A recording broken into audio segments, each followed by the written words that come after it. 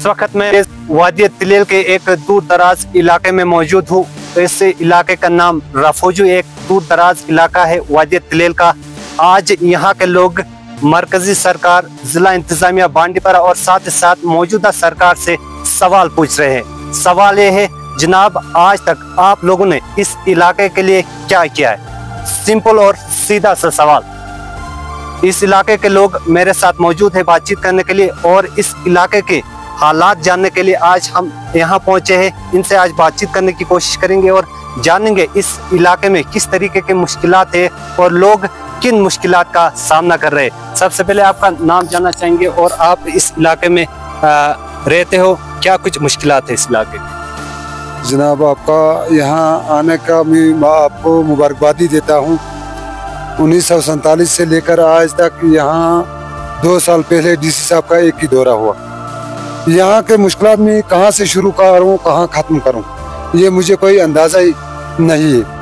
1947 में हमें शेख अब्दुल्ला साहब की हुकूमत थी। उन दिनों में हमें अपनी जगह छोड़कर इस बॉर्डर पे लाकर रखी हुकूमत एनसी की थी। उन दिनों में उनके भरोसे पर उन लोगों ने भरोसा किया कि हमें कहीं अच्छी जगह पर बसाएगा, लेकिन उसने उस साहिब ने लाकर ऐसे पहाड़ों पे हमें बसाया जहाँ न पानी, न चलने के लिए रास्ता, न पावर की कोई, इतनी हायल्टी पे लाकर सिद्ध साथ लोग थे इधर रखे।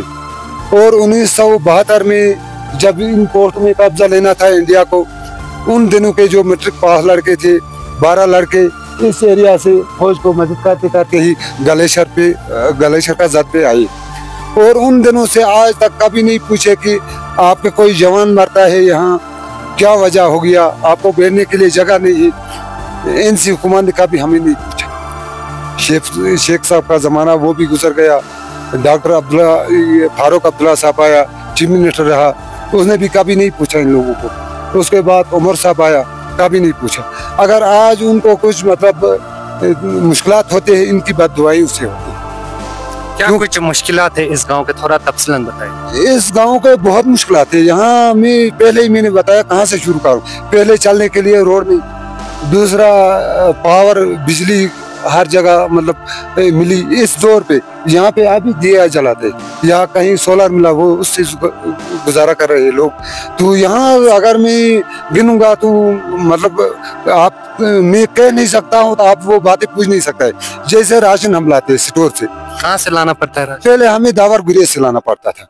उन दिनों में 135 रुपये पे 35 किलो चावल मिलते थे, लेकिन हमें वहाँ उन दिनों में 500 पे पहुँचते थे, क्योंकि 12-14 किलोमीटर हमें घोड़े पे लाना पड़ता था। घोड़े के किराया 500 रुपये उन दिनों में देने पड़ते थे।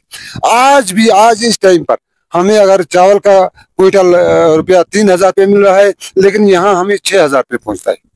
कहाँ से लाना पड़ता है? हाँ, हमें नीचे गुलाब गांव कहते हैं, किलशी, वहां से लाना पड़ता है।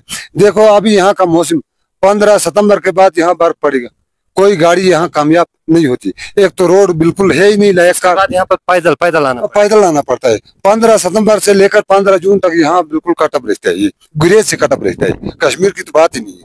दूसरा, यहाँ जो मकान हम बनाते थे, पहले जंगल था, काट कर लाकर ये लकड़ी का मकान बना रहे थे। अभी देखा ये मकान साड़े हुए, यहाँ कोई जंगल है ही नहीं जिससे लाकर मटेरियल से मकान बनाएंगे, या वैसे पत्थर नहीं है जिस पत्थर से मकान बनाएंगे।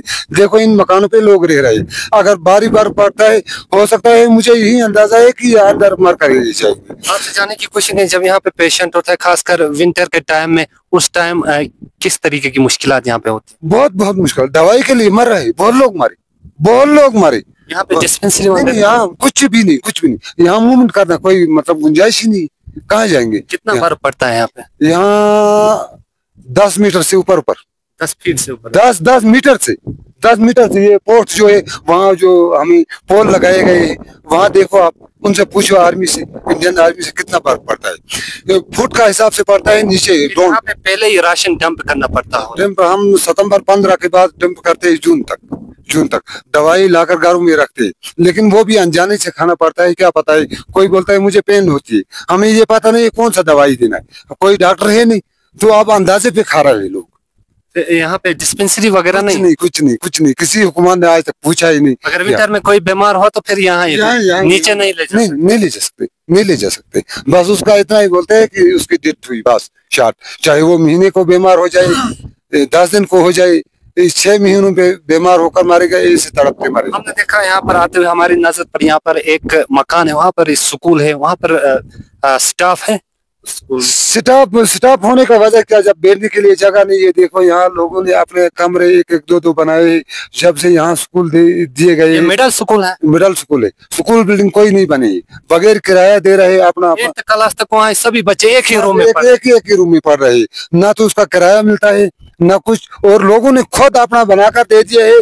तो वो भी गवर्नमेंट शायद मिन्नत रखता है कि हमने टीचर है वहाँ भेजे, ना कोई स्कूल। टीचर 2 है यहाँ पे, मैंने दो ही टीचर, 2 ही टीचर। बच्चे तकरीबन होंगे 20-22 से ऊपर ही।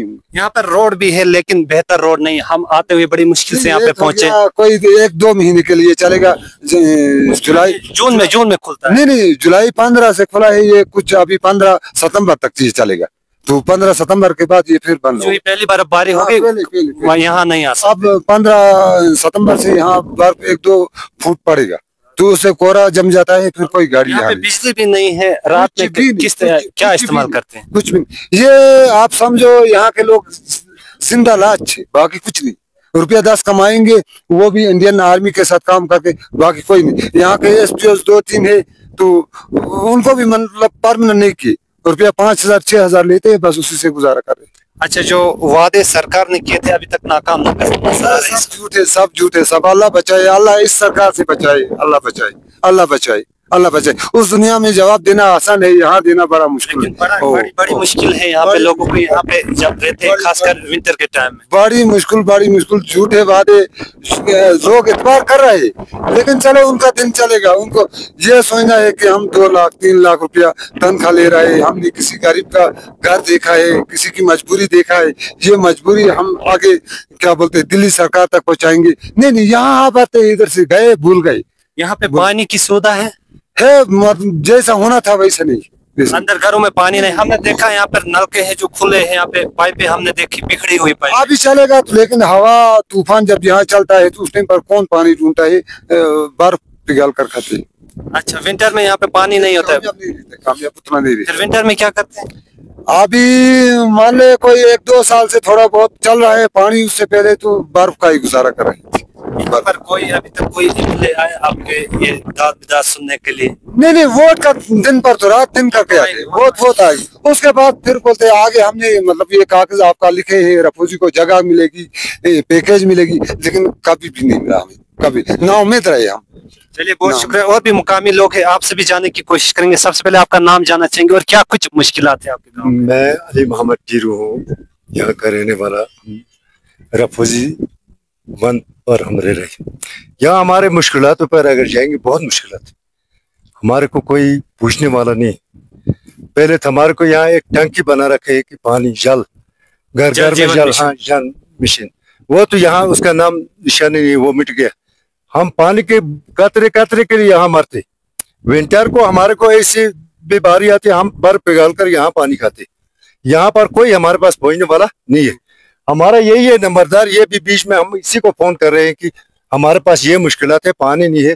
फिर यही नीचे जो उनका डिपार्टमेंट है उनको बोलते हैं, उनसे रब्ता करते हैं, वहां पर पानी की मुश्किलात नहीं है। बीच में आते हैं, हम खुद ही करते हैं यहाँ काम, हमारे पास कोई यहाँ पहुंचने वाला। विंटर में कैसे गुजारा करते हैं? यहाँ पे बर्फबारी 10 फीट से ऊपर होती है, 10 फुट से ऊपर होती है। विंटर में तो यहाँ बहुत मुश्किल होती है। विंटर का अगर हम हिसाब में जाएंगे तो यहाँ रहने के लिए जगह है। हमने बहुत गुजारिश की गवर्नमेंट से भी, यहाँ पर हमारे जो कैंडिडेट आ रहे हैं, MLA साहब आ रहे हैं, उनसे हमने गुजारिश की। वो वोट के टाइम पर हमको बोलते हैं, हाँ आप लोग हम यहाँ से उठाएंगे, आप वोट दे दो। वोट ले लिया, वो दोबारा यहाँ का नाम लेने वाले नहीं, अपने मतलब निकल गया तो बस हो गया उनका काम खत्म। तो ये गांव वालों को पे ये टंकी बनाई, टंकी यहाँ पर बनी है, मतलब टंकी बनाए शो के लिए, बाकी वो टंकी का हमें कोई फायदा नहीं है। अगर वो टंकी बनाने से हमको यही खर्चा देकर यहाँ से अगर 5 माला 2 माला जमीन देते, वो हमारे लिए बहुत अच्छा था। क्यों टंकी का कोई फायदा नहीं है, जब विंटर को हमको पानी के कतरे कतरे के लिए मर रहे, हमारे को वो भी बर्फ पिघला कर पानी, बर्फ पिघला कर हम खाते हैं। हमारे को ऐसा होता है जब ज्यादा बर्फ पड़ता है हम कहीं जा नहीं सकते, क्यों नालों में जाना हमारे को कोई